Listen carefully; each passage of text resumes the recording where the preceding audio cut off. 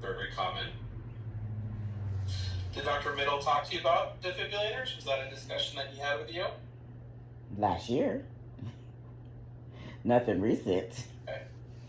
It was kind of a surprise. It's like I was at the end of one of my chemo treatments, and I get a phone call, and the lady says, "Oh, and by the way, I'm calling to tell you that you need a defibrillator." And I was like, "What now?"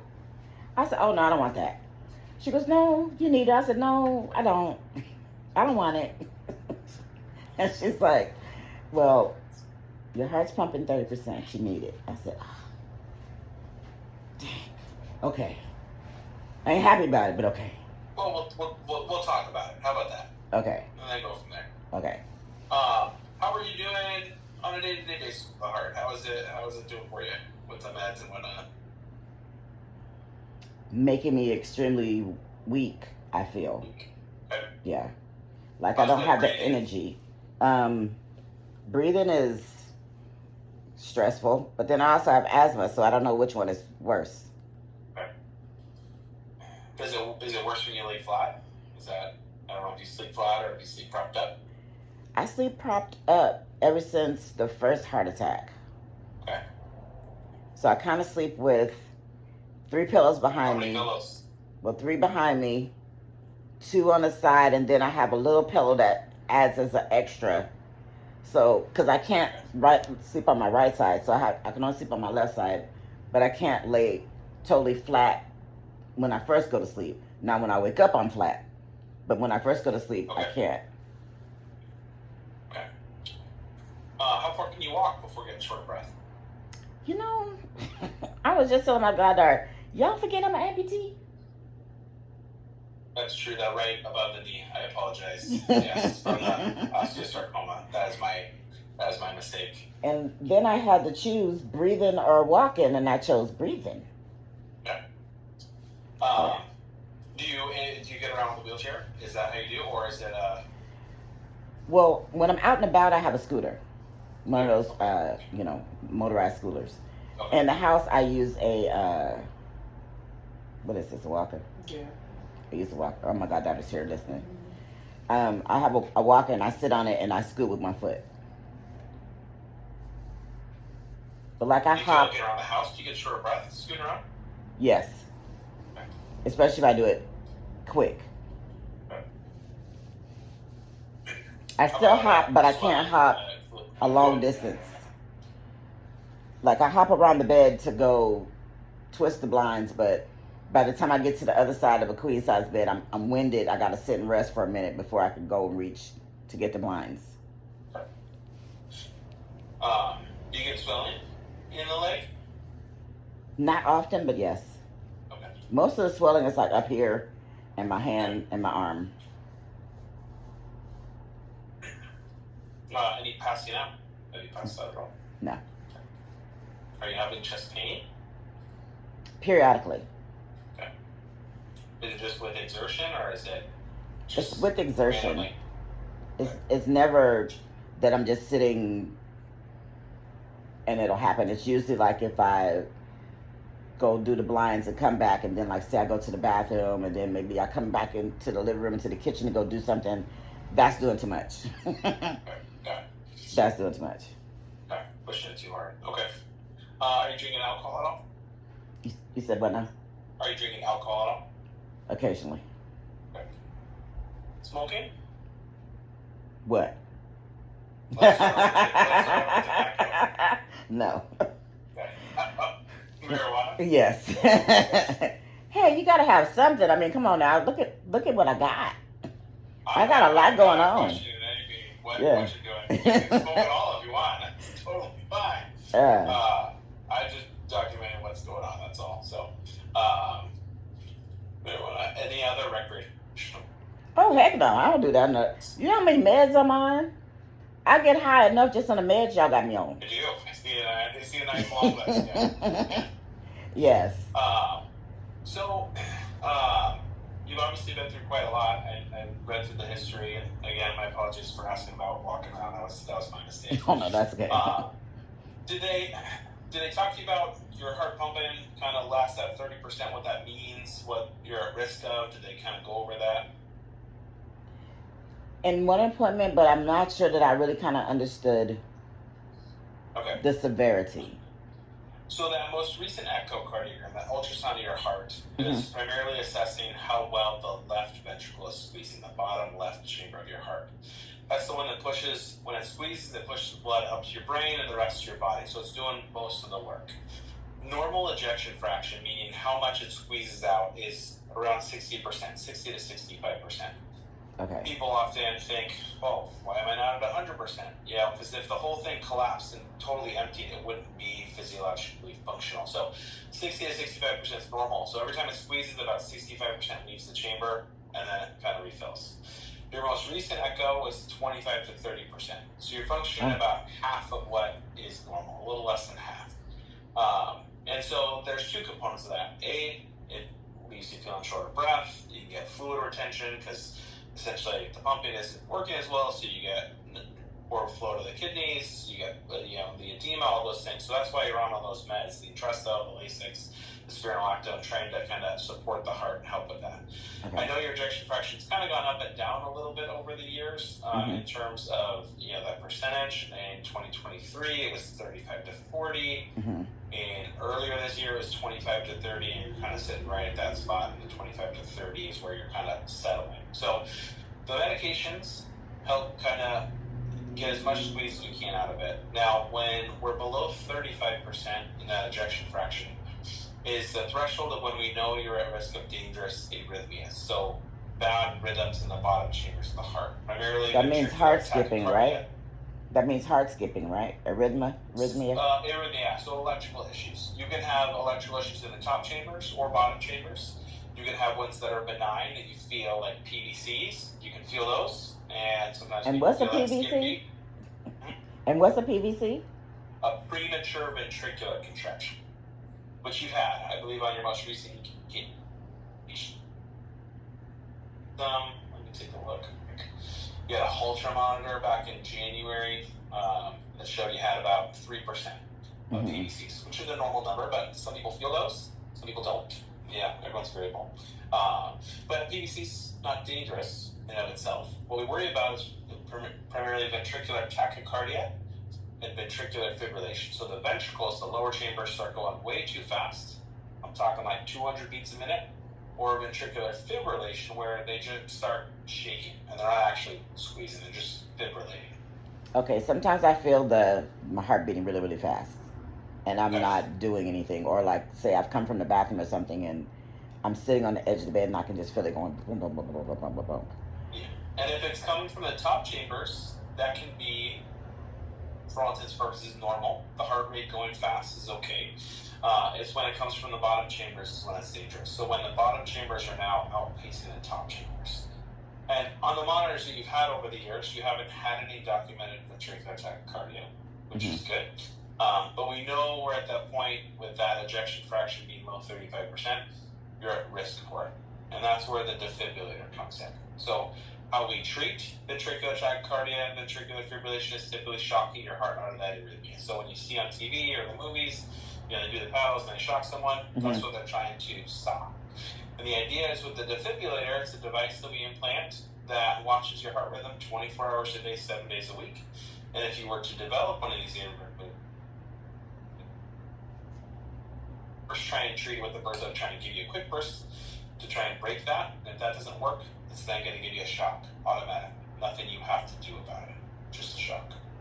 Okay, now what kind of shock is this? I mean, what you mean? It's a shock. I mean, is it going to punch me or something? Is it going to be like a punch or something? I mean, what's it going to be? Yeah, it feels like you get kicked in the chest hard. Oh, hell. Yeah. Okay. Yeah. And how am I going to be able to respond to that? Or so the idea is hopefully it keeps you out of that dangerous arrhythmia or gets you out of it, and you remain awake and alert. Some people still pass out, but the idea is that you pass out and your heart's still beating in sinus rhythm, which is what we go on.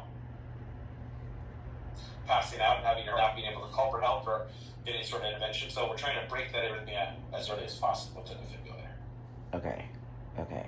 You may never have one of these dangerous arrhythmias. You may never need a defibrillator. It's implanted as primary prevention. knowing that you have a risk, but it may not occur. Is the idea. Okay. This, in your situation with your conduction system, implanting it, it's not going to help your heart function. It's not going to change how your heart's beating now. It's just going to watch and wait. And that's all it's going to do. If you have one of these dangerous arrhythmia, and then shock you if that occurs. Okay, so it's keeping me from having a heart failure. Or sorta. The idea. Having one of these dangerous arrhythmias. The heart failure is still going to be there. You're still going to be on those meds that you're on. That's not going to change. It's not going to improve your ejection fraction. It's only there in the chance that you have one of these dangerous arrhythmias that would result in sudden cardiac death. So I'm still going to have the shortness of breath and all that. So nothing's going to change other than I'm just might get shocked if some craziness happen. Yeah. Okay. Any questions so far? Okay, so where y'all going to put it? So that's one of my many questions. Going through the history, it was, and I want to make sure I have it correct, left side had the lumpectomy? Yes. And lymph node dissection? Yes. Any other extensive procedure on the left? It's where my port is now. Okay. So port's on the left, because the right, you have the radical mastectomy with reconstruction? No, the left. Did you have, there was a note, this is why I wanted to ask you, because notes aren't always right. Did you have any work done on the right? No. No right-sided surgeries? No. There's no port on the right, anything like that? No, my port originally was on the right side, but I used to have this cough that I actually coughed it literally out of me. Oh, no. Okay. And then I had blood clots in my chest, so I had to wait. It was like 6 months? 6 months before they could put another port in. So now I had the port on this side. Before we disrupt anything, yeah. So if your radical mastectomy is on the left, I want to pull up Dr. Stevens' note. Dr. Stevens, you're seeing for your oncology, correct? Yes. Yes. I could have sworn she wrote right, and that's why I want to make sure. No, maybe she got it mixed with the amputee is on the right side. Right, the above the knee amputation. Yes.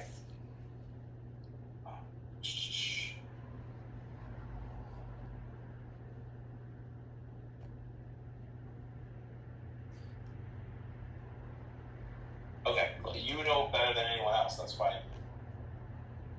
Yeah. That's why I'm going to write down. I'll go through. And given that the port, do you know how long they're planning on using the port? Indefinite. Okay. So then the question becomes, there's a risk of potentially infection with a port and device. And if you get a device infected, that's a concern. Whether it's safe and they're okay using a port with the device, and so I'll reach out to Dr. Sidhu. The other option, which we could consider is, and I want to discuss this with the group and Dr. Sidhu, is what's called the subcutaneous. So let me take one step back and tell you kind of the standard. We typically implant on the left is where the device sits. A wire goes into the blood vessel that's underneath your collarbone, and that wire goes through that blood vessel down into the bottom right chamber of your heart and connects there. That's the standard way.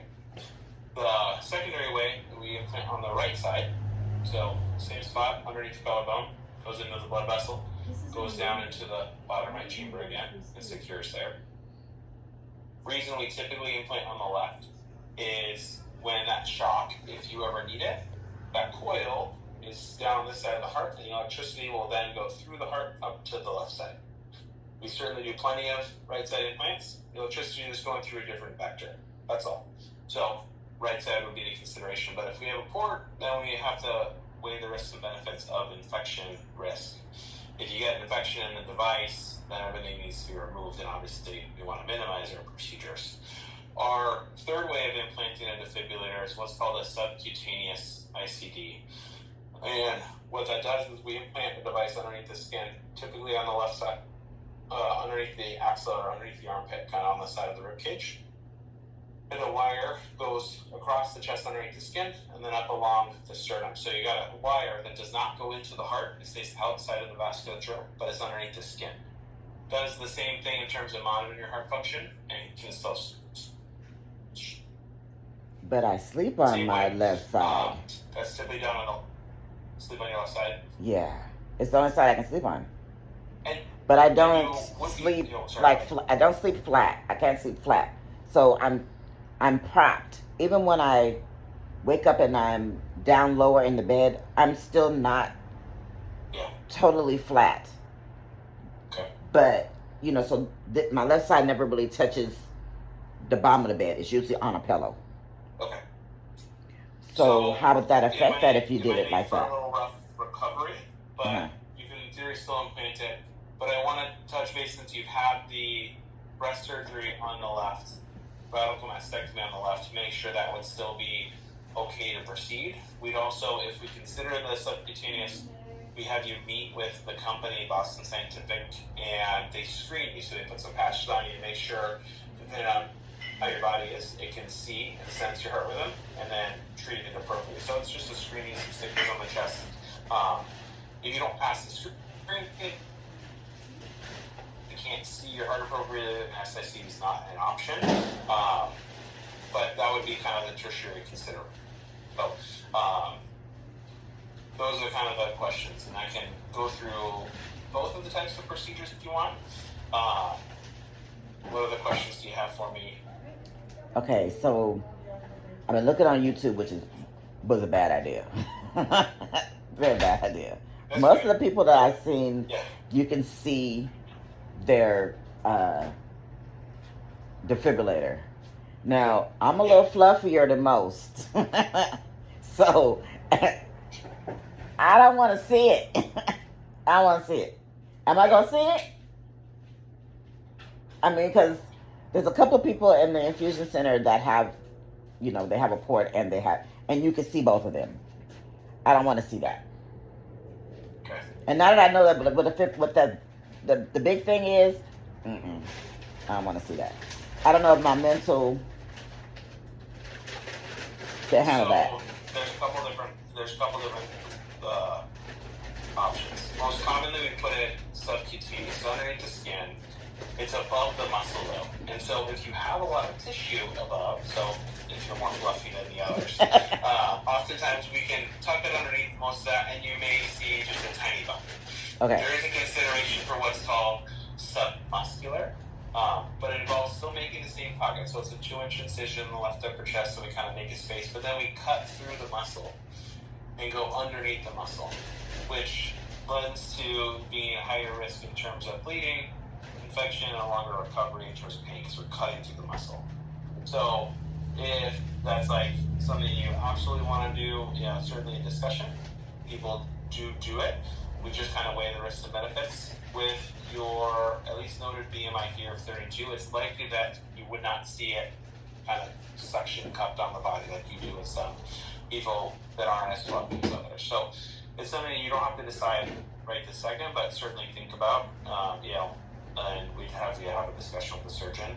I want to make sure we're not going to come to a decision today because I want to reach out to Dr. Sidhu, talk about the port and kind of things like that, and then talk about potential ICD and come back with a more clear answer for you. But this is when we talk, and I can get more direct information from you.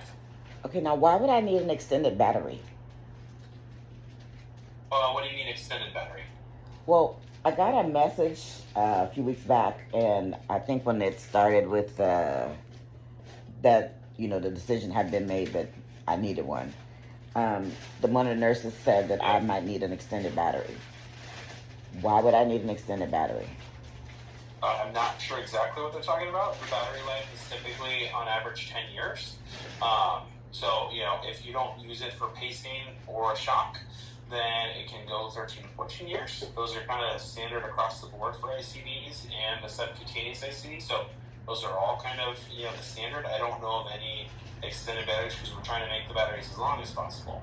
Reason being is that, say we implant one and in roughly 10 years your battery gets low, you get referred back to us. We do a procedure where we make an incision, pull out the old one, unplug it from that wire, plug in the new one, tuck it back in that same space, and sew you back up.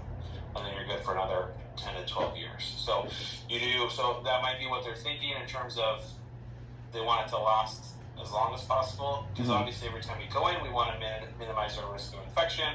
But all of our devices are longer. Now, if you're talking about a more complicated device like a biventricular ICD, which gets multiple leads and it's pacing and it's self-resynchronizing, those lifespans are around 7 years. But we're talking about a single chamber ICD, so on average is 10 to 12 years for you. Okay, so I don't need the pacing, and the pacing is keeping track of how many beats my heart does. Is that what that is? So if your heart rate were to go below, typically our base rate is either set at 50 or 40. So if your heart rate were to go below that, then it can pace for you. The ones we implant in the chest that go in the blood vessels. The one that goes underneath the skin on the side cannot pace you. It does not do any pacing or pacing therapy. So the ICDs, all defibrillators are pacemakers as well, but you don't have any indications for pacing. Your heart rates are typically fast and not slow. So I don't see any reason why you'd be pacing in any situation. Okay. I had another question, but I think my mind just went blank. Oh, you said if they do it under my arm, the wire won't go to my heart, it goes somewhere else? Underneath the skin, across, and then up along the sternal border, all tunneled underneath the skin. Well, how is that done? So it's a little tunneling device as we kind of make a space across here, and then there's a small incision here, where then we take the tunneling device and kind of put it right underneath the skin along the sternal border. Now what happens if I've already had surgery? Because I think in 76 or 77, they thought that there was something on my lung. And they had to go in my back to look to see what it was and remove it. It was benign, but... So would that have any effect on anything? It should not, given how long ago it was. And no, I mean, too, since it was benign. This is all staying above the rib cage. I wouldn't want it there anyway. I know you on the side. Yeah, I wouldn't want it there. No. Yeah, the only reason I'm talking about on the side it's because it's an option.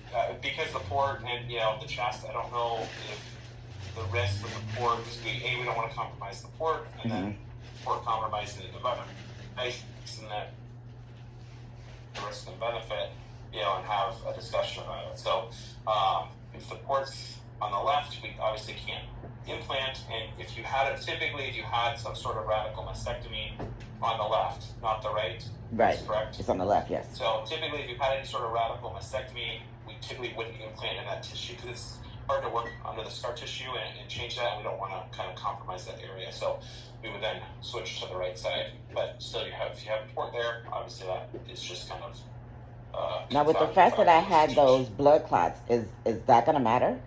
Because every time I have a ultrasound, they always say that they can't see. Yeah, I'm on blood thinners. So we continue those, like the Xarelto, we continue. We may hold a single dose oftentimes, but oftentimes we continue that. Certainly putting any sort of hardware in the blood vessel is certainly a risk for possible blood clots, so we know that's there. And that's why we continue the Xarelto, or we hold it as little as possible. Oh, okay. So if anything, my dose might go down instead of staying where it's at. Because I don't know. It might be we have you hold the dose the day of, and that might be it. If you've had a significant history of blood clots, then we try and do the procedure while you're on blood thinners. And depending on how the case goes, say you ooze a lot, you might say, hey, we need to hold one dose postoperatively to limit that bleeding, and then the recovery, and then restart it maybe 24 hours later. But when I did the port, I had to do, it was 3 days, right? I think I had to hold the Xarelto 3 days, right? It was 2 or 3 days, I believe. But I still am not a bleeder. You know, I've never actually been a bleeder. But I did have blood clots. I had a blood clot at 3 in my leg, in the shin, when I had the heart failure the first time. So that's why I'm on the Xarelto now, because of that. And if you don't bleed a lot, we continue it for the procedure, and you don't bleed a lot in the pocket, it's likely that we can then just continue it to minimize that risk. type. Okay. So it would only be that if we went in, implanted, and you're bleeding a lot, really oozy. Because the thought of it is, when we're implanting, if you're gonna be on a blood thinner, we want to know where you're gonna bleed so we can fix it while we're in there, right? We're creating a space. We want to make sure there's no bleeding in that space. So if you're on the blood thinner, it gives us an idea of where you're gonna bleed from, so we know what's going on. So it's all about risk and benefit. You know, how much risk do we want of bleeding, risk of clots, and weighing those and seeing which one we can have the best benefit. Okay. I think that's all the questions I think I got. You got any questions? Mm-hmm. Okay. So just to circle around, do you want me to? Yeah, no. The one on this, I don't think that's gonna be a good idea. Cause like I said, I sleep on that side, and I you can't control what happens when you sleep, and I just don't want there to be no issue that I can't control for the foreseeing. So know that it's out there. It might be something we circle back to, but know kind of, you know, if that's our only option, we might talk about it. You might say, hey, you know, that's not my option, and I don't want to do that, and that's okay. So typically these procedures are most often done outpatient. We do them here at Kaiser Sacramento on Morse Avenue. Okay. It's done under conscious sedation, so we sedate you, make you nice and comfortable, but there's no general anesthesia. There's no breathing tube, so it's an easier recovery, less risk. Typically, for that chest implant, it's about a 2-inch incision in the left upper chest. Device will sit below that, just like where you saw it on those other patients in the infusion center. Uh-huh. Through that incision is where we get access to that blood vessel that's underneath your collarbone, and that's where we'll put that wire down into the bottom right chamber of your heart, and then secure it to the device, tug it underneath the skin, and then sew you back up. The procedure takes about an hour and a half or so. We walk or two post-procedure. We can make sure that wire is exactly where we placed it, and blood looks good. Send you home. So no overnight? Biggest risk is infection. Oh, sorry. No overnight? No, typically not, unless you absolutely want to, but we try and send you home because most people feel better and feel better when they are at home. But typically, if it's just a 2-inch incision, only about an hour and a half procedure. So, risk to the procedure, biggest risk is infection. So we give you some IV antibiotics. We send you home with a short course of antibiotics. You've got to keep the wound clean and dry, but we'll give you all those specific instructions after the procedure. Anytime we poke into this blood vessel up here, it's more risk of poking into the lung space, causing what's called the pneumothorax. So that's why one of the reasons we get that chest X-ray post-procedure. And then limited activity for 6 weeks. So this is going to be the trouble part for you. I'm not sure how much function you have in the left arm. If we implant on the right, you can use the arm head and nudging forward or back for 6 weeks. What? Say that again? Wait, you're pausing when you say the important stuff. So when Sorry, of course. So if we implant on the right side, so say that's where we implant, you're going to have arm restrictions on the right side. So the elbow doesn't go above the shoulder, and no far reaching forward or particularly back for 6 weeks. Oh, okay. So that would mean that I would need to have some help then, because I don't have very much use of my left hand. Yeah, that's what I wasn't sure in the notes how much use you had in the left arm. So that would be the thing you kind of have to be. You can still eat, so in this space is just fine.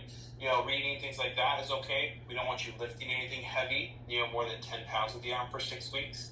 After the 6 weeks, no restrictions, back to normal activity. So long term, no restrictions. Okay. Just for that initial implant. Okay. Sounds good. Okay. Any questions for me? Yeah, can I see it?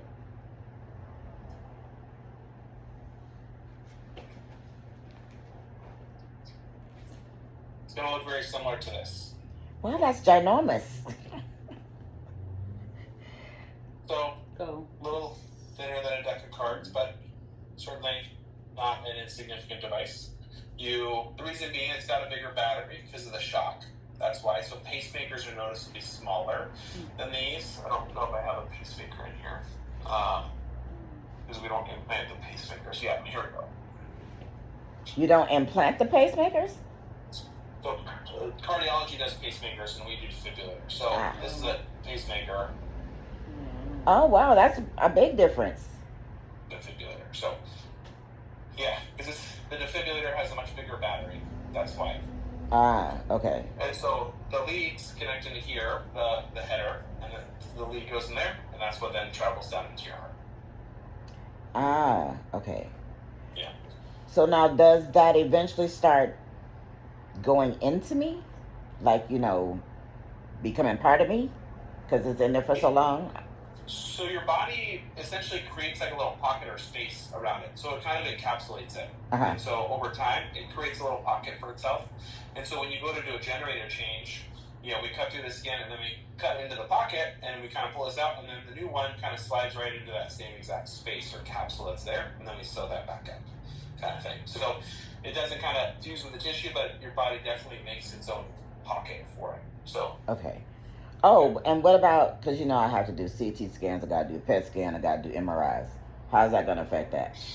So since it's they're MRI compatible, so as long as company in terms of leads and device, so you get Biotronic for device and lead, it's MRI compatible. You just have to have a device rep come to the appointment. So when you schedule your MRIs, that's the big one that you worry about, is scheduling the MRI. They have certain scheduled times where the device rep comes, make sure it's programmed the correct way. You do the scan and then they program it post. The device actually got much smarter in that they auto-program anytime they sense an MRI, but they have a device stick there just in case. Because that's a lot of metal. Yep.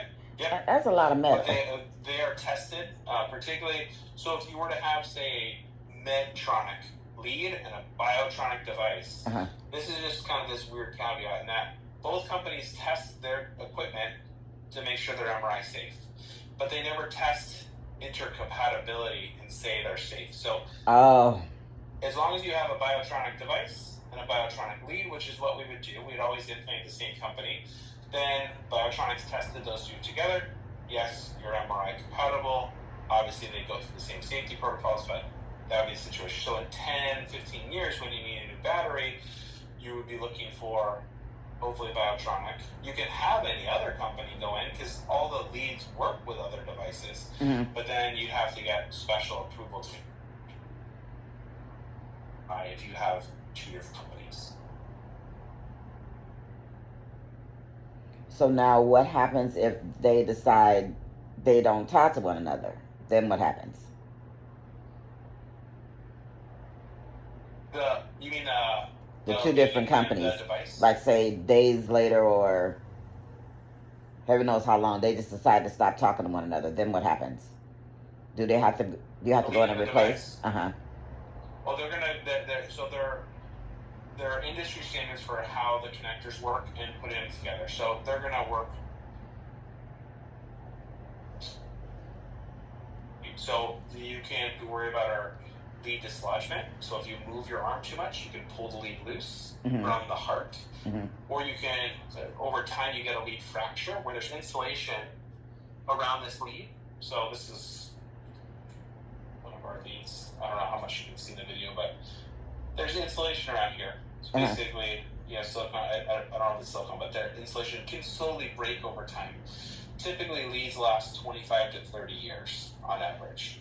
So if a lead's functioning, we're going to use it as long as we can. But if it starts breaking and electricity starts leaking out, sometimes we worry about a lead fracture, and then we have to put a new lead in. So we do kind of a similar procedure and put in an additional lead. Okay. Yeah. And is it as traumatic, or is it simple? Putting in a new lead was just like putting in a new device. So same thing, incision, access to the blood vessel. Anytime you put new leads in is when you have to worry about those arm restrictions again. Okay. For the generator, if we just change out the generator, there's no arm restrictions with that. Because it's just when we put a new lead in is when we worry about pulling it loose. In those first 6 weeks, you're going to get scar tissue on the tip of this device, which is going to hold it in place permanently. You can pull on it. But initially, it's probably too small to see on video. Oh, no, we can see it. But there's a little screw at the end. Yeah, you'll see it drop down. Holds it into place. Oh, okay. Okay, so it's like a little spring thing. Yep, exactly. Yep, this is a little shorter because it's broken, but exactly.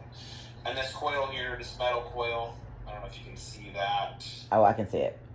Yeah, so the coil that's the shocking coil. So that's what will give you the electricity and generate the shock inside the heart. Okay. Yeah. That's terrifying. Reasonably so, yes. Yes. Yeah, the alternative is more terrifying. And Yes. that's what I try and remind people. They say, well, what if I'm by myself when I get shocked? What if I'm at home and I fall and I get shocked? Well, the alternative is if you were getting shocked, it means you had a dangerous arrhythmia and your heart was going to stop. This is trying to keep it going so that you could then either wake back up or then call for help if needed. So now what happens with it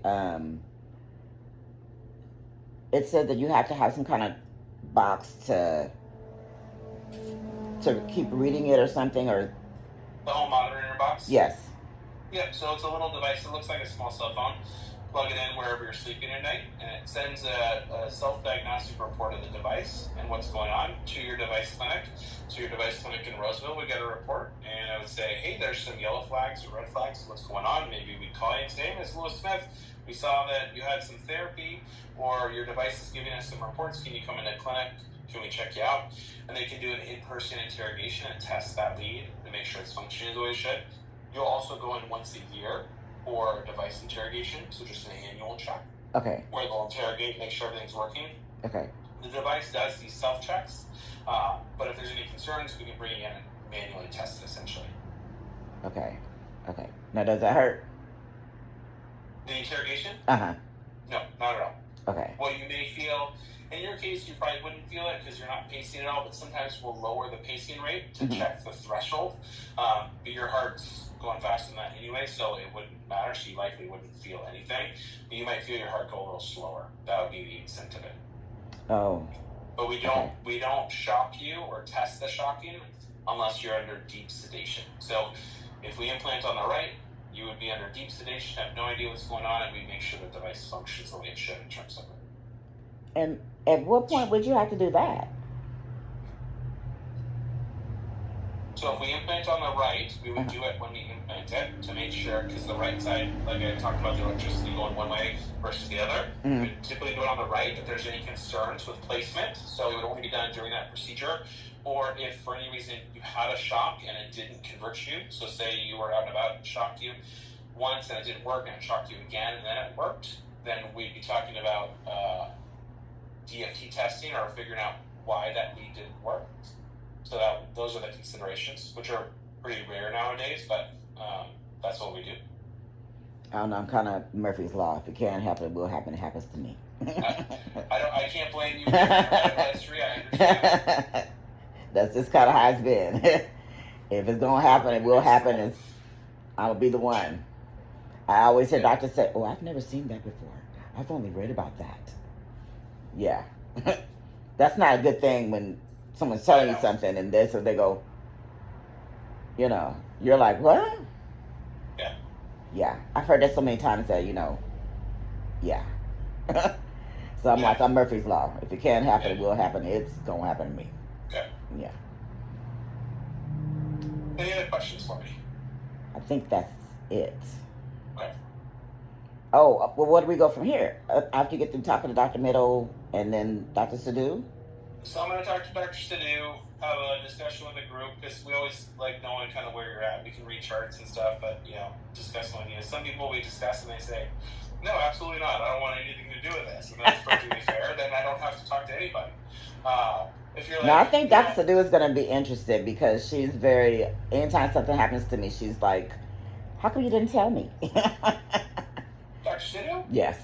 Okay. Yeah, no, most of the time if people's if they're in any sort of active therapy or plan like that or surveillance, we always touch base with them just to make sure we're implanting the device. There's inherent risks with infection. Mm-hmm. Yeah, I know you're on the implants, and we always make sure, hey, when in that cycle do we want to do it? Kind of thing. So sometimes they'll say, oh, try and time it for, Well, I just had it Monday last week. in the cycle or a week later. And then I'm due again, I think the 13th of next month. Okay. So on average, we're about 4 to 6 weeks out for the procedure if you want one. So if you said, hey, If you had nothing else going on, you said you wanted it, we're typically about 4 to 6 weeks out. I want to talk to the group here, reach out to Dr. Sidio, and discuss and kind of say, hey, what's going on? And what I'll do is I'll reach back out to you and say, hey, this is what I found out. This is what we think. What do you think about that? And have another discussion. Okay. Yeah. So it's a lot of discussion before we actually do. I think in your case, I think some extra discussion is warranted and reasonable to make sure we look at all angles and make sure we're doing the right thing, and how we do it is the best way. Okay. Yeah. Okay. Do you want me to have them screen you for the SICD, or you just want to say absolutely not? I don't want that as an option. What you think? Is that the one Under the breast, under the arm. Oh.